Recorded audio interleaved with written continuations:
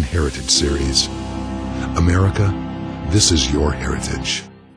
You're talking about artwork and symbolism inside of what we have been told for most of my school life as secular buildings, separation of church and state, separate, everything separate, churches over here, governments over here, and you're talking about that symbolism inside the Capitol. The Capitol's probably one of the greatest religious museums in America. I mean, it's that simple. And what's ironic about that painting of the Pilgrims is, in a large measure, we have the U.S. Capitol because of the Bible the Pilgrims had. Because in that Bible, they're the ones that found this radical notion, and they based it on Exodus 18:21, that we should elect our own leaders. So this is such a radical notion. I mean, find any land that they were living in that was doing that at the time. You know, Great Britain wasn't doing it, and Spain or France or Holland or Poland, nobody's doing it. Before they got off that ship, now they've been spending days and hours in this thing, they say, Exodus 18:21, we should choose out leaders from among us. We should choose leaders of tens, 50s, hundreds, and thousands. We need to have elections. So before they got off that ship, they wrote out that Mayflower Compact that stood up that they were going to elect their leaders. Amazing. And that's not what they just left behind, but that Bible. So here we meet in the U.S. Capitol, the greatest building in the world for elected representation. And why do we have a picture of the Pilgrims hanging over there with a Bible? Because that's what gave us elected representation. Wow. So, and you know, it's even funny when you get to direct policies that we have in Congress, because Congress debates all these big issues. For years, they debate welfare reform. The Pilgrims had the first welfare reform bill in America, you know, hanging right there in the Capitol where they debate that. But the Pilgrim Welfare Reform Bill, and bless their hearts, they came as Christians. They loved one another. They had a community of Christians, community of faith, said, let's look out for one another, let's take care of one another. And there are a bunch of city slickers that arrive in Massachusetts in wintertime. They have no idea how to live. They can't fish, they can't hunt, they don't know which end of a gun to point. I mean, it's pretty bad. And it was so bad that in the first year, 50% of the Pilgrims died in that first winter. I mean, it was that bad that it just ravaged, killed half of them. The remaining group of Pilgrims the next winter killed half of the remaining group. So this is, I mean, it's tough to live in America in their standpoint. So here they are in America, and they've got this communal kind of attitude that really we would call socialistic. And what they did was they had everything in common. And so since it was so hard to cultivate and to farm and to get living there, they were sharing what they had with one another. And a lot of the folks said, you know what, I don't have to work real hard and I'm still going to get taken care of. I mean, I don't have to do a lot of labor and they're still going to split food with me. And that's the way it had been for the first few years of the Pilgrims. But they're reading along and they come to this radical verse in 2 Thessalonians 3:10 that says, if you don't work, you don't eat. And they get this brainstorm that says, you know, we're feeding a lot of people that aren't working. And so they came up with a new announcement and said, okay guys, we're going to take care of the orphans and the widows and the others that can't take care of themselves among us. But if you can work and you don't, then you're not going to get food as part of the deal. I mean, you got to supply your own.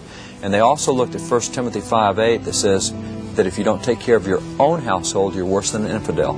And they were taking care of everybody else's house. That's what broke socialism in America, because we started out with socialism. And the Pilgrims in the Bible found this stuff. They had the first welfare reform bill. Within 2 years, they were so productive. They had so much efficiency that the Jamestown colony said, we need to do it like they do. So they left socialism in Jamestown and adopted that you don't work, you don't eat plan. That's the first welfare reform bill in America. Well, Congress still fights with welfare reform today, not even realizing that that Bible right there is what not only gave us elected government, it's what gave us so many of the successful social programs that we have. Out of the Bible, we get the free enterprise system.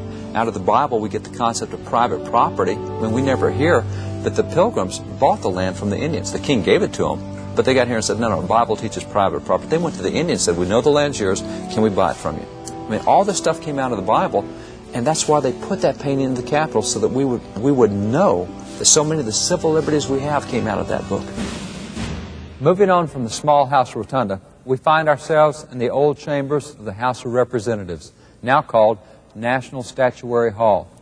When the House moved into the Capitol in November of 1800, they actually met downstairs on the opposite side of the Rotunda.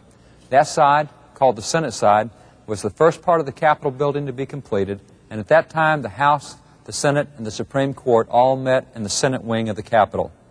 Then, in 1807, the second wing, the House wing, was completed, and the House moved here. Those two separate wings were originally connected only by a wooden walkway, until they were permanently joined together by the Capitol Rotunda in 1824. After moving here in 1807, the house remained in this room until 1857, when it moved into its current chambers. By the way, notice that here in the current house chambers, prominently displayed above the speaker's rostrum is this declaration, "In God we trust." Notice, too, that around the top of the wall are images of great lawgivers from across the centuries, including Hammurabi, Justinian, Gregory, Grotius, Blackstone, and 18 others. In the middle, at the back, is Moses, symbolically looking down on the proceedings of the house. Significantly, Moses, the lawgiver of the Bible, is the only lawgiver who is honored with a full-face view. All the others only have a side profile.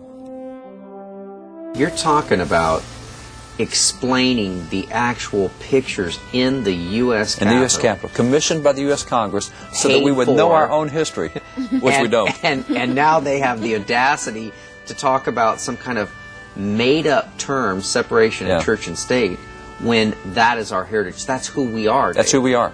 And what separation of church and state has done is separate us from our heritage. Because of separation of church and state, we can't teach religious things in the textbooks. We can't teach about the Pilgrims or about the first Thanksgiving.